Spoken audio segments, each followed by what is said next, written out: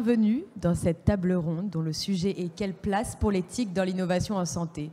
Nous avons la chance d'avoir parmi nous le professeur Emmanuel Hirsch, qui n'a pas encore acheté sa cabine de télémédecine afin de nous rejoindre. Une option a été prise. Le professeur Pierre Lombrail et Madame Brigitte Serroussi.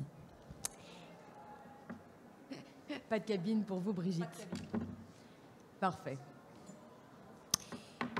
Et moi-même, Marion Abakassis, avocate au barreau de Paris et de New York.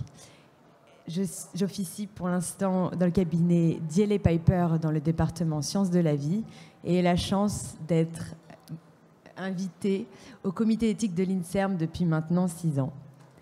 Alors le salon Made in Tech, dont le motto, si je comprends bien, est l'innovation et l'humain au cœur de notre santé, ne pouvait avoir lieu sans que le pilier qu'est l'éthique n'ait été abordé à l'occasion d'une grande conférence qui lui soit dédiée. Non pas que l'éthique ait été absente des discussions qui ont eu lieu tout au long de la journée d'hier, mais il fallait qu'on puisse la questionner, bousculer, réfléchir ensemble à l'occasion d'une grande conférence qui lui soit propre. Alors ce n'est pas un hasard si cette conférence a lieu à l'aube du 9 mars 2022, c'est-à-dire, on parlait de piliers tout à l'heure, quasiment au milieu de ces 2 jours que dure le salon Made in Tech. C'est également presque jour pour jour, 2 ans après que le virus Covid-19 ne se soit officiellement invité dans l'Hexagone, puisque insidieusement, il était déjà là, comme l'ont pu le démontrer des radiographies pulmonaires qu'on a pu réinterpréter par la suite. On est également 1 semaine après Mardi Gras, une bonne occasion de commencer à faire tomber les masques dans tous les sens du terme. Effectivement, l'innovation en santé prend de nombreuses formes, de nombreux visages, celui de nouveaux acteurs, des health tech, biotech, medtech et autres tech, celle de nouvelles technologies, celle de nouvelles approches dans la recherche et dans l'application médicale. Et cela nous conduit à interroger quelle place pour l'éthique dans l'innovation en santé. La façon dont va se dérouler cette table ronde, pour la rendre vivante et interactive, nous allons poser différentes questions aux intervenants que je laisserai se présenter un à un. Et à la suite de cela, nous prévoirons un moment de questions-réponses avec l'Assemblée, puisque l'éthique se vit et ne doit absolument pas rester cantonnée à une scène d'experts. C'est pour ça aussi que ce qui fait l'unicité, à mon sens, de ce salon Made in Tech est d'avoir réussi le pari de mêler les différents acteurs de l'écosystème dit de la santé avec le grand public, les professionnels de santé, les différents experts, les sociétés du monde de la santé, les institutions et même, on nous a dit, des ministres pour la clôture de la journée. Enfin, je me souviens que hier soir, lors de la remise des trophées Made in Tech, une des lauréates avait remercié le parterre de start-up en santé qui était présente en leur disant « Merci, merci d'avoir bousculé l'écosystème de la santé ». Nous allons voir ce qu'en pensent les différents intervenants de notre table ronde. Sans plus tarder, je vais demander au professeur Pierre Lombrail de prendre le micro et de se présenter en 2 mots et de nous expliquer, selon lui, comment se dessinent les contours de l'innovation en santé. Bon, bonjour à toutes et à tous. Vous avez compris que je suis professeur de santé publique, ça veut dire en France médecin, et intéressé de longue date aux questions, alors pour ce qui me concerne, de recherche sur les services de santé, et on croise très rapidement des questions d'information, d'évaluation. Et actuellement, je suis plus intéressé par les questions de promotion de la santé, qui sont apparemment à milieu de l'objet de ce salon, et pourtant. Bon, et puis, si je suis là, c'est non pas pour remplacer, mais à la demande du président du comité d'éthique de l'INSERM, donc Hervé Schneeweis, qui m'a délégué certaine façon la présentation d'une note sur l'innovation en santé, étant entendu que par ailleurs je suis chargé avec d'autres de réfléchir aux questions posées par l'information plus spécifiquement et les données de santé. Et Marion collabore à ce groupe et je l'en remercie. Donc le point de vue sur l'innovation est assez simple. Bon, quand on commence comme ça, c'est que ça ne l'est pas. Mais juste pour vous dire que l'ambiance ici est une ambiance de haute technologie et c'est évidemment extrêmement précieux, mais que ça correspond à un certain imaginaire de l'innovation qui est porté par la rupture technologique. Alors, il y a la rupture que toutes ces startups représentent, il y a le cœur artificiel, bref, c'est la prouesse, c'est la découverte qui change le monde. Alors, on dit disruptive. Et puis, quand on y réfléchit un peu plus, que vous avez certainement fait comme nous, c'est qu'on s'aperçoit que l'innovation n'est pas seulement technique, elle peut être aussi notamment organisationnelle. Et puis, si on en a le temps, on prendra l'exemple de cette fichue pandémie qui permet d'illustrer assez fermement le propos. Hein. Mais donc, l'innovation, elle est technologique, mais elle est aussi informationnelle, elle est aussi sociale. Et une des questions que nous nous sommes posées, c'est finalement celle de la valeur de l'innovation. Est-ce que l'innovation a une valeur en soi? Bien évidemment, mais faut-il la pondérer avec d'autres valeurs? Il y en a une qui nous a paru particulièrement importante, c'est celle d'équité. En gros, l'innovation est-elle une innovation pour tout le monde?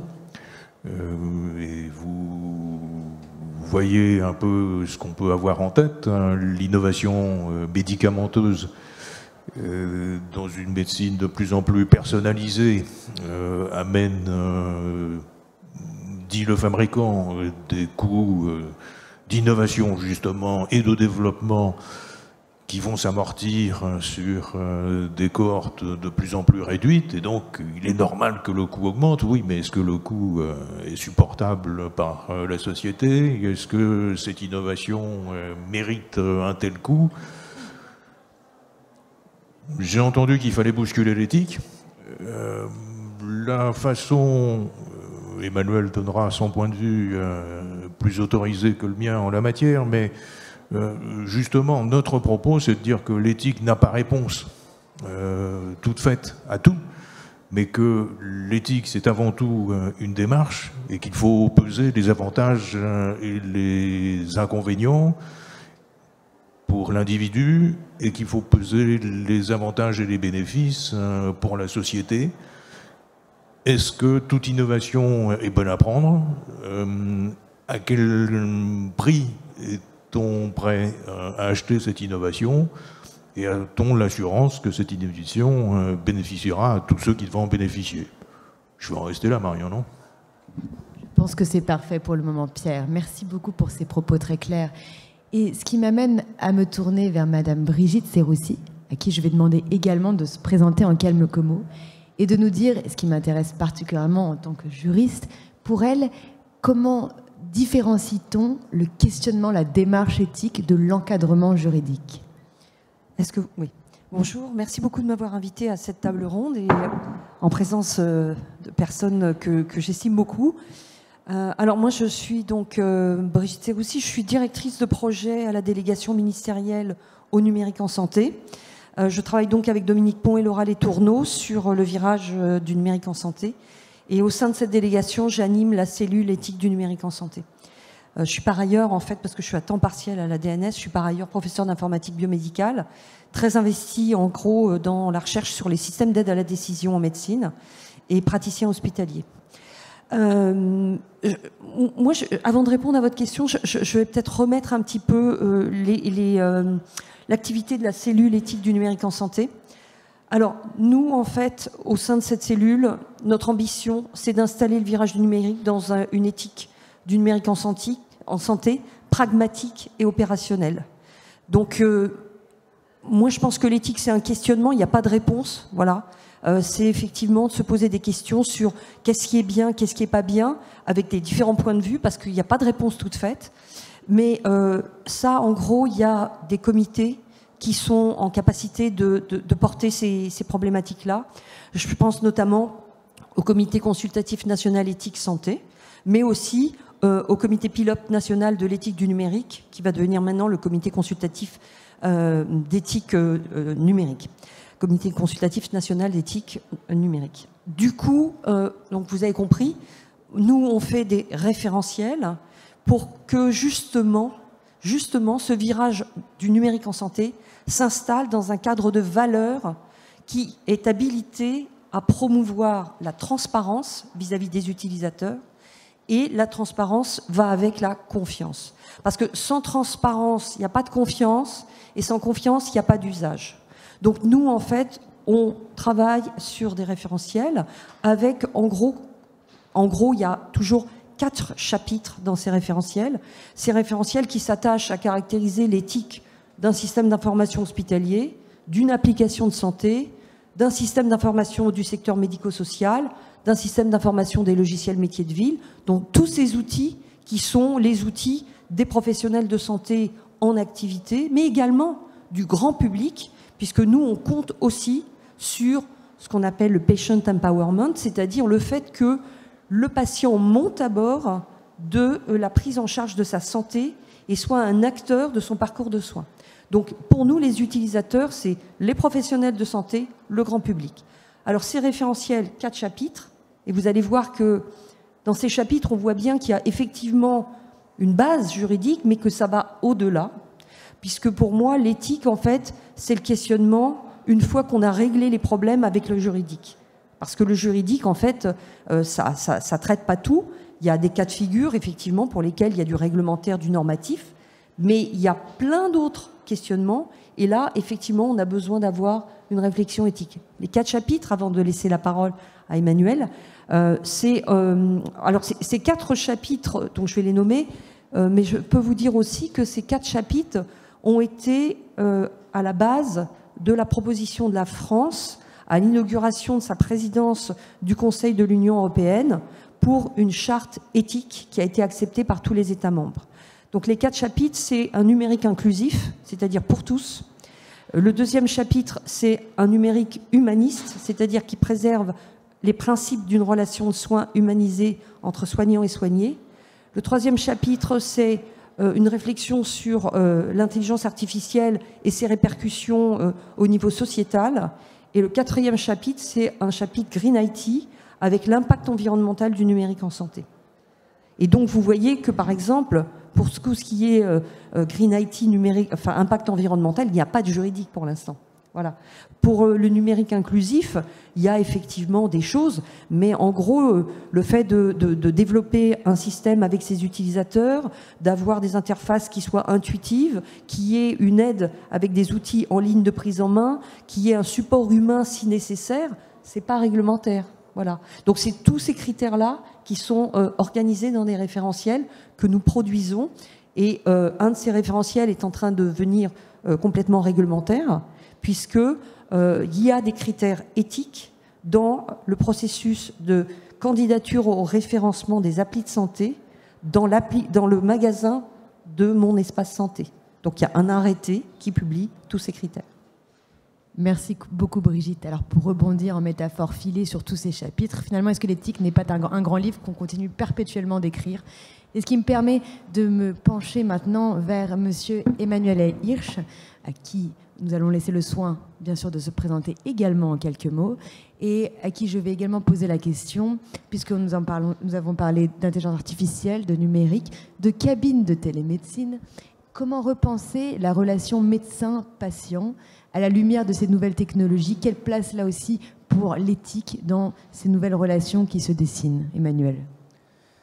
D'abord, merci de m'inviter et longue vie à Médintech, puisqu'on a la chance, et on le dira dans l'histoire, de participer à cette première tenue, finalement, de ce colloque, enfin, en tous les cas, de cette rencontre. Et merci d'être présent et de montrer votre intérêt pour les questions d'innovation et d'éthique. Juste par rapport au titre de cette table ronde, si j'étais malade et que j'attends un traitement qui n'existe pas aujourd'hui, l'éthique, pour moi, je la mettrais peut-être entre parenthèses en disant qu'il y a urgence d'agir et que je compte sur les équipes de chercheurs, je compte sur toutes celles et ceux qui sont dans la chaîne du soin pour mettre à ma disposition le plus rapidement possible la molécule dont dépend ma survie. Donc c'est déjà un premier point. Deuxième point, d'une manière liminaire, quand on parle d'innovation, quelquefois on ne sait pas innovation pour qui et par rapport à quoi. L'histoire de la médecine est quand même, la médecine moderne, une histoire d'innovation. La vraie question, c'est le sens de l'innovation et le sens de l'innovation dans une démocratie. Ce n'est pas uniquement des questions d'éthique, de morale. D'ailleurs, l'éthique elle-même a besoin d'innover. Quand on voit ce qui s'est passé depuis 2 ans, on voit à quel point il y a besoin de revoir nos concepts. Quand on parle de justice, quand on parle de dignité, quand on parle de respect, qu'on voit l'épreuve de la réalité immédiate, y compris, je l'entendais ce matin, 3 milliards de personnes dans le monde qui n'ont pas accès au vaccin. Voilà des questions éthiques, d'ailleurs, que le comité d'éthique de l'INSERM aborde d'une manière très frontale et à juste titre. Donc on peut faire de l'éthique en salon. Quand on est sur le terrain, c'est là où j'ai du respect aussi pour les professionnels qui ont devant eux, dans beaucoup de domaines très sensibles de la médecine, des gens qui attendent une réponse immédiate. L'éthique paraît quelquefois un petit peu superfétatoire, bien qu'on sait à quel point une recherche aujourd'hui qui n'est pas menée selon des critères d'éthique, en général, n'est pas une recherche qui se construit d'une manière robuste, notamment en termes de compliance des personnes à la recherche. Donc c'est des a priori nécessaires, mais je dirais que pour moi la question essentielle, c'est la question de la responsabilité. C'est-à-dire comment assumer une responsabilité dans une société et comment ne pas avoir une vision un petit peu déconnectée du réel de ce qu'est l'innovation. On voit souvent, on est innovant. Mais innovant en quoi? Quelle va être la valeur ajoutée? On peut être innovant en matière de santé en disant effectivement on va développer des traitements innovants, immunothérapie. On l'a vu également avec le vaccin, enfin pour le Covid-19. Mais vous avez aussi de l'innovation pour faire que l'homme augmente dans ses capacités. Regardez l'innovation en matière d'armée, pour prendre un exemple. Regardez toutes ces tentatives de manipulation. Vous travaillez beaucoup au comité d'éthique de l'INSERM sur CRISPR-Cas9. C'est une innovation. Mais quand vous parlez d'innovation, vous voyez les finalités immédiates. Effectivement, c'est très séduisant. Et les conséquences. Ça pour dire qu'en matière d'éthique, ce qui est important, c'est l'accompagnement et l'anticipation. Je dis accompagnement parce qu'effectivement, la plupart des équipes, et on le voit dans tous les protocoles, dans toutes les recherches au niveau international, s'il n'y a pas une dimension éthique qui va être identifiée, j'allais dire en prérequis de la recherche n'est pas recevable. Et ensuite, accompagner l'équipe. Nous, ce qu'on fait, par exemple, dans le cadre du laboratoire d'excellence d'Istals avec Philippe Amouyel sur la maladie d'Alzheimer, nous sommes l'entité éthique qui accompagne et qui se nourrit d'une interrelation avec les équipes, avec également les personnes, les usagers, les associations. Juste une parenthèse, Marion, quand vous disiez on est en mars, n'oubliez pas que le grand anniversaire de ces derniers jours, malheureusement, et le contexte auquel on pense tous, notre thèse dramatique de l'Ukraine a vraiment, j'allais dire, mis à plat un certain nombre d'anniversaires et de célébrations. Mais c'est la célébration de la loi du 4 mars 2002, droit des malades et qualité du système de santé. Et à l'espace éthique d'Île-de-France, on s'est engagé, Brigitte va le savoir bientôt, dans une dynamique sur la refondation de la loi du 4 mars, précisément parce qu'il y a des innovations importantes. Aujourd'hui, on peut accéder effectivement à des données de santé, on peut avoir avec une sécurisation maximum la possibilité de suivre, et j'allais dire de dédier à tel et tel médecin telle et telle donnée, mais la numérisation de la santé, c'est pas la numérisation de la vie et de la relation avec la personne malade. Tout ça pour terminer sur cette première approche, en disant que Canguilhem, le philosophe, il dit si vous innovez, d'abord interrogez-vous sur le sens, la portée, la finalité et l'implémentation de cette innovation. Parce qu'il ne faudrait pas qu'on se retrouve en apesanteur en disant on innove, déraciné d'une réalité. Et la réalité, c'est pour ça que ce n'est pas anecdotique l'histoire de la cabine, la réalité c'est déjà l'accès à des médecins. quelle va être la fonction du médecin dans les années qui viennent. Brigitte, elle travaille beaucoup sur le processus décisionnel. Nous, on travaille dans le comité d'éthique du numérique à rendre un rapport aujourd'hui sur le processus décisionnel. Si ce sont des algorithmes, d'accord, sans explication, qui demain rendront avec pertinence un résultat dont on ne sera au juste quoi faire, avec toutes les questions qui sont posées, notamment en imagerie, les incidentalomes, par exemple. Quel est le statut du savoir? Donc, vous voyez, il faut, à mon avis, aborder toutes ces questions également avec une profondeur épistémologique. Et je termine sur cette première intervention en disant ce qui a été frappant dans la gestion de cette crise de 2 ans, qui est paradigmatique, c'est un modèle très intéressant, à la fois de notre impuissance par rapport à quelque chose qu'on n'a pas anticipé, qu'on aurait pu anticiper, parce que depuis des années, on avait travaillé avec le HNR sur cette situation. Bref, il y a eu une impossibilité, il y a eu une impuissance conceptuelle à comprendre comment faire. Mais ce qui est intéressant dans cette crise sanitaire, me semble-t-il, c'est qu'on a été confronté à un moment particulier de la vie démocratique où chacun a mieux compris ce qu'était la question de la santé. Et ce n'est pas uniquement l'innovation. Et vous voyez, beaucoup de grands intellectuels ont reproché au président de la République d'avoir privilégié les personnes vulnérables en EHPAD, en disant leur vie a du prix. Mais soyez attentifs à des gens qui ont dit mais à quel point le prix d'une personne âgée en EHPAD a une signification sociale alors qu'on avait notre économie, la survie des jeunes générations. La santé, c'est aussi cette responsabilité démocratique vis-à-vis des personnes vulnérables. Et donc, lorsque vous êtes dans une situation comme celle que nous vivons aujourd'hui et qu'on nous parle d'innovation, il faut aussi prendre en compte la hiérarchisation de nos priorités, de nos valeurs sociales. Ça a été aussi évoqué. Et à quelles valeurs nous sommes attachés? Nous sommes dans une société de démocratie. Il y a la valeur de fraternité, de justice, c'est des points importants. Les valeurs de liberté, quelles vont être nos libertés par rapport à certaines innovations qui vont nous assujettir à une destinée, j'allais dire quasiment génétique, ou j'allais dire informatique. Toutes ces questions sont à poser. Donc pour conclure, je dirais, parlons de l'innovation en santé d'une manière un petit peu disruptive. Oublions les concepts bienveillants un petit peu génériques et cherchons à nous adapter à des situations. Et aujourd'hui, on passe d'une inquiétude qui a été très nourrie par les approches éthiques, celles par rapport à la génétique, au numérique. Qu'est-ce que c'est le numérique et comment humaniser, si c'est encore possible, cette dimension par une réflexion partagée? Merci beaucoup Emmanuel. Donc on voit qu'à l'image de l'éthique en perpétuel questionnement, on pose des questions et on arrive sur des cheminements qui n'étaient pas du tout anticipés mais qui sont d'autant plus riches finalement que la question que j'avais posée. Donc je vais continuer à faire semblant de poser des questions et permettre aux intervenants de dire exactement ce dont ils auraient envie et nous partager leur savoir et leur sagesse. Et je pense que pour rebondir sur ce que venait de dire Emmanuel, la prochaine question que j'ai envie de poser à Pierre, mais encore une fois qui est un point de départ et qui n'est absolument pas un point d'arrivée comme ont pu l'illustrer déjà Brigitte et Emmanuel, c'est comment concilier quelque part les garde-fous éthiques avec les enjeux de santé publique. Et on le voit de façon particulièrement prégnante avec l'épidémie que Emmanuel vient justement d'évoquer. La question est redoutable et la réponse, ça serait peut-être, dans les termes d'Emmanuel, débattons-en. Je veux dire par là que la lutte contre l'épidémie pose les questions de santé publique éternelles, celle de la contrainte versus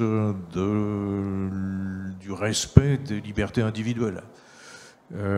Certains se sont inquiétés, par exemple, du déploiement et de l'usage de certains systèmes d'information qu'ils trouvent intrusifs par rapport à des bénéfices attendus en matière de traçage et donc éventuellement d'isolement. Je dis éventuellement isolement parce que il ne suffit pas d'annoncer la promesse d'une efficacité, encore faut-il apporter la preuve de l'efficacité, c'est-à-dire de l'effectivité, de la capacité à mettre en œuvre. Et je ne savais plus que Canguilhem était allé jusque-là, Emmanuel, merci de le rappeler. Donc les questions sont notamment de pondérer le respect de la liberté individuelle par rapport à des bénéfices collectifs attendus, Bénéfices, encore une fois, qui sont parfois des promesses de bénéfices. Et puis si je donne des exemples pour revenir et illustrer la question de l'innovation en restant malheureusement dans l'ambiance encore du jour, la découverte des vaccins ARN, c'est une innovation paradigmatique. Mais bon, voilà, hein, le mot est au sens de paradigme biologique autant que de paradigme de l'innovation à proprement parler. La question de l'accès que rappelait indirectement mon voisin, et notre incapacité notamment à assurer la sécurité de ceux qui vont continuer sinon, mais c'est pas seulement pour ça bien évidemment qu'il faut apporter des vaccins aux pays qui n'ont pas les moyens de se les offrir. Vous voyez bien que là il y a des tensions absolument phénoménales et des enjeux de solidarité qui sont des enjeux de solidarité qui s'opposent entre générations, qui s'opposent entre territoires dans notre pays, entre pays manifestement. Et juste pour terminer et ne pas être trop long, l'innovation dans la lutte contre cette pandémie, ça a été encore une fois les prouesses de la biologie et la capacité des industriels à transformer cette découverte. Parce que sans ce savoir-faire industriel, il n'y a pas de vaccin, bien évidemment. Et puis il y a toute la chaîne derrière. Hein. Mais pour venir à mon champ, qui est plus celui de la promotion de la santé, c'est-à-dire pas seulement lutter contre des risques, mais essayer de favoriser tout ce qui apporte de la santé. On a bien compris que la santé, c'était pas seulement la molécule, c'était des conditions de vie, et les inégalités constatées vis-à-vis de l'exposition, de l'infection et de la gravité des complications de la maladie étaient formidablement différenciées en fonction des territoires et socialement. Et donc l'innovation, ça sera, je dis bien ça sera, comment on travaille ces questions de logement, de vivre ensemble. Je vais m'arrêter là. Merci beaucoup Pierre. Et alors, donc, on a parlé d'innovation, on a dit médicamenteuse. Emmanuel a également évoqué les progrès en génétique et en modification du génome. Et maintenant, je vais me tourner vers Brigitte pour lui poser la question, en restant très concret, puisque je pense, comme Emmanuel, qu'il faut rester dans une logique de terrain. Quels sont les défis éthiques concrets du déploiement du numérique en santé que vous observez? Alors en fait, ça revient un petit peu à ce que j'ai dit précédemment et la démarche qui a été adoptée au sein de la DNS, c'est cette fabrication de référentiels en proposant des critères aux éditeurs et aux utilisateurs qui finalement vont permettre d'installer ce déploiement dans un contexte de confiance. Voilà. Nous, en gros, ce qu'on vise, c'est effectivement à proposer des critères qui relèvent de l'éthique et qui sont de nature à générer cette confiance.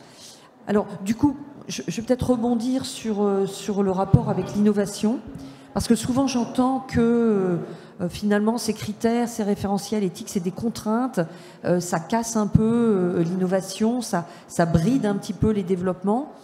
Alors moi je crois qu'il faut revoir les choses complètement dans un autre sens et considérer que, en gros, la dimension éthique, c'est une opportunité pour l'innovation. Parce que des innovations, c'est vrai, il y a beaucoup de choses qui se font, il y a beaucoup de propositions qui sont parfois très intéressantes et avec parfois, parce que c'est pas toujours le cas dans la mesure où le calendrier de l'évaluation n'est pas forcément celui des startups qui s'engagent dans ces chemins-là, avec parfois des évaluations qui conduisent effectivement à un impact clinique et un bénéfice patient avéré. Néanmoins, si ces propositions issues de l'innovation ne sont pas installées dans ce cadre de valeur, il y aura une méfiance et donc enfin, pas un rejet, parce que bon, il y a toujours, mais en tout cas un malaise, parce que nous, on a fait une étude auprès du grand public, utilisateurs d'applis de santé, notamment à la Fédération des patients diabétiques, et on leur a demandé, est-ce que à un moment donné, quand vous avez utilisé une application de santé qui vous aide à suivre votre diabète, vous vous êtes senti en malaise, entre guillemets, éthique, c'est-à-dire pas le bug, mais en gros, on vous pose une question, vous voyez pas le rapport, pourquoi on vous la pose, ou on vous demande d'accepter des choses en bloc, et vous n'avez pas envie d'accepter toutes les items de ce bloc, et vous aimeriez avoir, par exemple, les conditions générales d'utilisation, elles sont monoblocs, il y a dedans plein de choses, on a envie d'adhérer à certaines choses, mais pas forcément à tout. Si on veut avoir le service, on est obligé de dire oui à tout. Donc ça, c'est des problèmes éthiques. Et donc, probablement, et c'est ce qui nous a été remonté, certains d'eux ne sont pas à l'aise avec l'utilisation de ces outils-là, parce que justement, ils ne veulent pas consentir à tout. Donc, le consentement à la carte, est-ce que vous avez été dans des situations où effectivement, vous étiez en questionnement? Et ce qu'ils nous ont dit, c'est que oui, assez souvent, donc c'était de l'ordre de 33% des cas, et on leur a demandé comment vous sentez-vous quand vous constatez ça. Et en gros, la moitié se sentait dépendant et l'autre moitié se sentait agacée. Moi, je crois que dans un cas comme dans l'autre, même si le produit est innovant et rend le service, il y aura un détournement de son usage.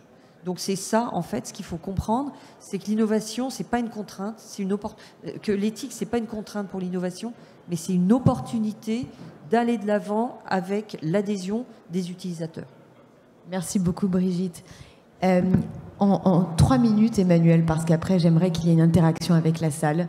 Mais pour rebondir sur ce que disait Brigitte, puisqu'on est parti du référentiel et du cadre pour arriver au défi éthique, et notamment celui du consentement.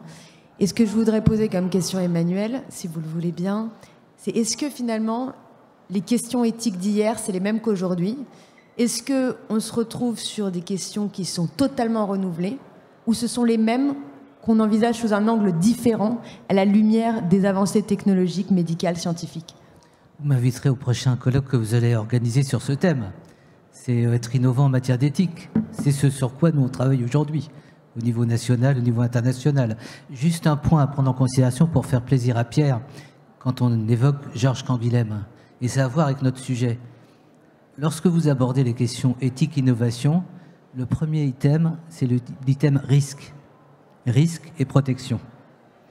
Dans un contexte que tout le monde voit plus familier aujourd'hui avec la crise, de l'incertitude, de la complexité.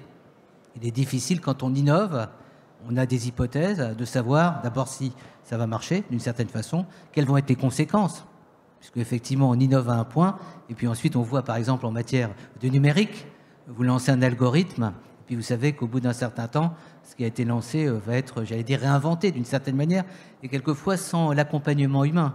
Vous voyez, on a le stand de David Gruson sur la garantie humaine, voilà un concept qu'on pourrait travailler pour autant que la garantie humaine soit à la hauteur de la garantie technologique d'une certaine façon.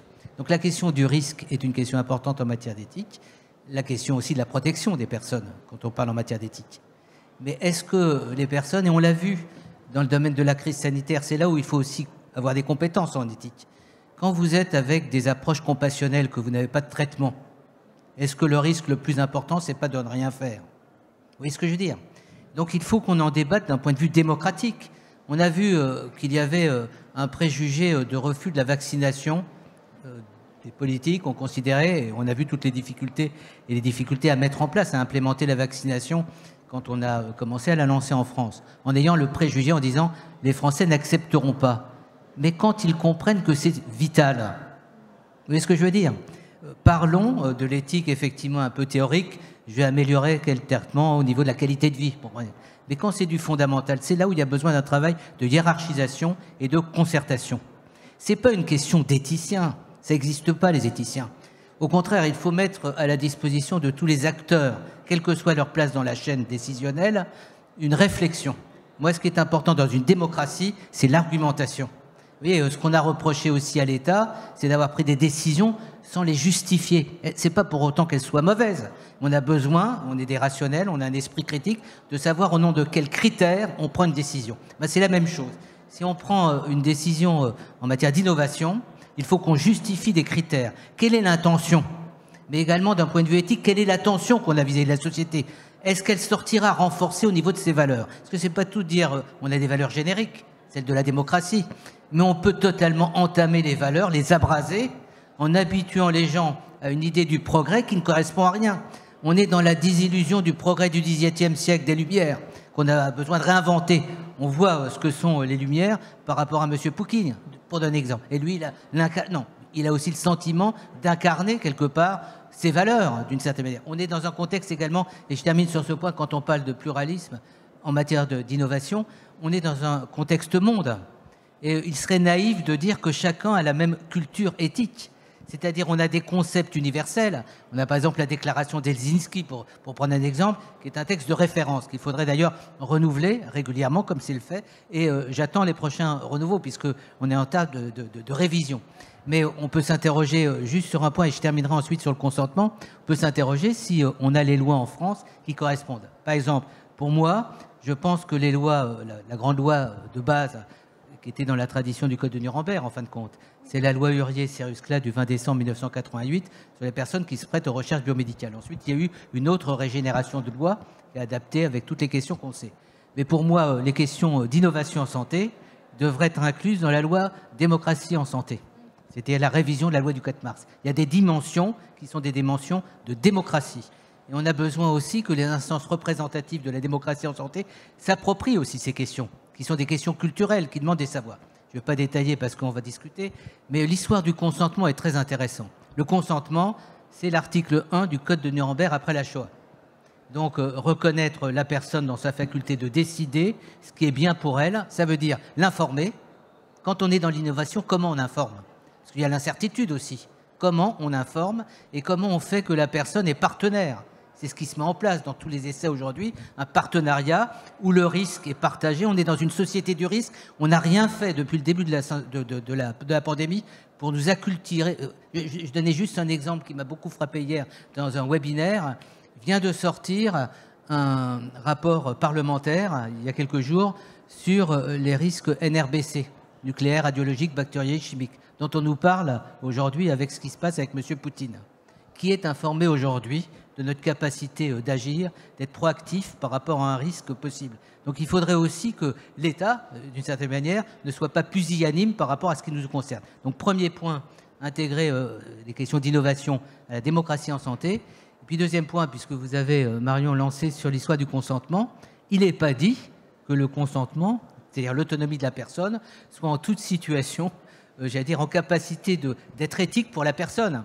Quand vous avez à consentir dans l'incertitude, d'une certaine manière, c'est quelquefois un dilemme difficile à surmonter. Et tout à l'heure, Brigitte disait que ce qui est important, c'est réhabiliter la confiance. C'est ce qui va être de plus en plus en cause. C'est-à-dire comment, à travers la chaîne du soin, et pas que les médecins, réhabiliter cette dimension de confiance et former, j'allais dire aussi, les jeunes médecins à cette dimension. Et je termine juste pour dire, dans la dernière version de la déclaration d'Helsinki, il y a un concept qui est très intéressant, qui est passé comme ça anecdotiquement, c'est l'assentiment. Et c'est nous qui avons été, j'ai dire, à faire du pushing pour que ce concept passe. Vous avez le consentement et l'assentiment. En fin de compte, vous pouvez considérer qu'une personne dans son histoire, et je prends l'exemple des personnes atteintes d'une maladie neuroévolutive, par exemple, elles ont une histoire, elles ont des préférences, elles ont une manière de voir le monde, de voir leur vie, et c'est leur assentiment beaucoup plus que le consentement. Tout ça pour dire, et je termine, qu'on pourrait revoir, renouveler un certain nombre de concepts. Et je trouve que les start-up, quand on est attentif, leur innovation, ils nous déplacent nos concepts. Ils rendent pensables des choses impensables. Donc si on n'a pas cette agilité éthique, il vaut mieux qu'on arrête de faire de l'éthique. Merci beaucoup, Emmanuel. Alors, pour revenir sur la démocratisation, parce qu'il nous reste exactement 6 minutes, mais pour autant, faisons le maximum de ces 6 minutes. Je vais demander aux personnes de la salle si elles ont des questions qu'elles souhaitent poser à nos panélistes. Et comme Emmanuel a commencé à le dessiner, je pense qu'on a suffisamment de matière pour faire encore un deuxième congrès, mais absolument fondé sur cette question, et on en aurait encore pour des jours de discussion. Est-ce que quelqu'un veut prendre le micro ? Je propose d'être transgressif on va rajouter 10 minutes ou 6 minutes, comme ça on aura des échanges. Non, mais on pourra parler à la suite, puisqu'on restera dans le coin et on ne s'enfermera pas dans les cabines de télémédecine. Alors, je vais vous passer le micro. Bonjour, merci beaucoup. Je m'appelle Nicolas Desrumeaux, je suis responsable juridique au DMH, Digital Medical Hub de la PHP.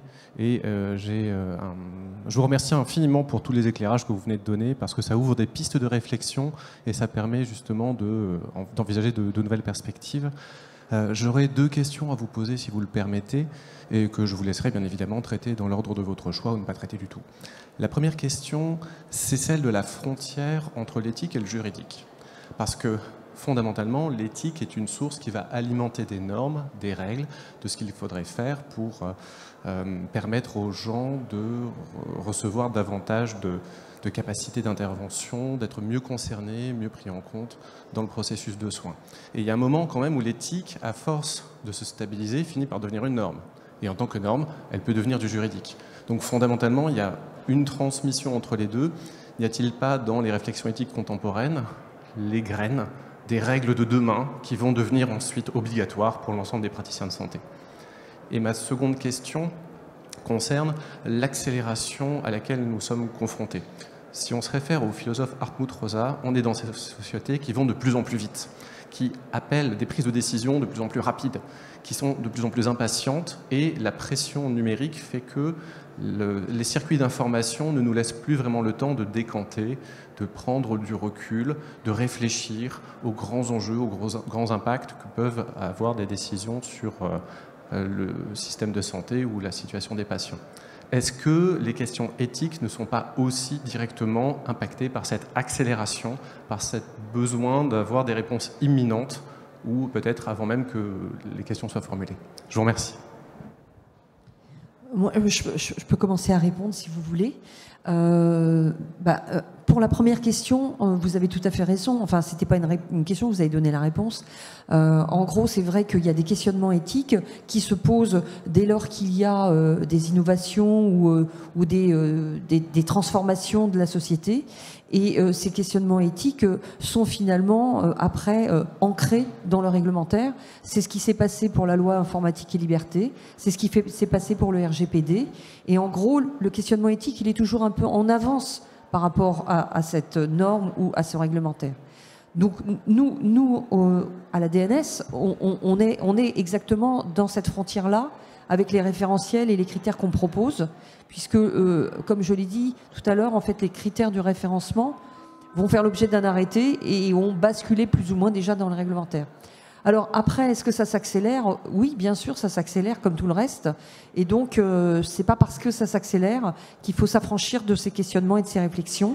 Il faut toujours quand même prendre le temps, parce que comme l'a dit Emmanuel, il y a toujours cette histoire d'analyse des risques. Si on se passe de ce questionnement, on peut être incomplet dans l'analyse des risques et obtenir des effets qui n'étaient pas ceux qu'on avait attendus d'un certain nombre de transformations. Donc il faut, voilà, donc pour ma part, voilà mes réponses. Je vais continuer, si vous voulez bien, d'abord en vous remerciant pour la question et la réponse que vous avez apportée. Je suis aussi un lecteur d'Hartmut Rosa comme vous.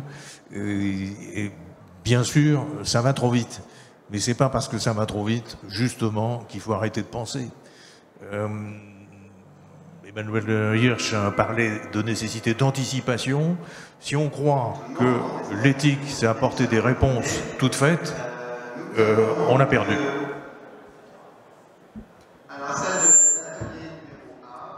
Merci beaucoup, parce qu'effectivement, comme on disait, peut-être que dans le questionnement éthique sont plantées les graines de l'encadrement de demain, mais pour autant, ça reste un questionnement sans cesse renouvelé et l'éthique n'est absolument pas le juridique. Alors, comme vous le voyez, il nous reste 1 minute, on est chassé par les annonces, mais je vous propose de poursuivre les discussions avec les intervenants, s'ils veulent bien continuer à rester, par exemple, près du buffet du commissariat général, ou rester dans le coin, puisque c'est une discussion qui doit absolument se poursuivre. Merci à tous d'avoir assisté à cette grande conférence, de vous être levés pour venir à l'aube de cette deuxième journée Made in Tech. J'espère vous retrouver très bientôt dans le salon ou dans d'autres colloques pour continuer ces enrichissants débats. Merci à tous. Et un grand merci encore une fois aux fondateurs de Made in Tech, aux cofondateurs et notamment Muriel Benita, sans qui rien n'aurait été possible.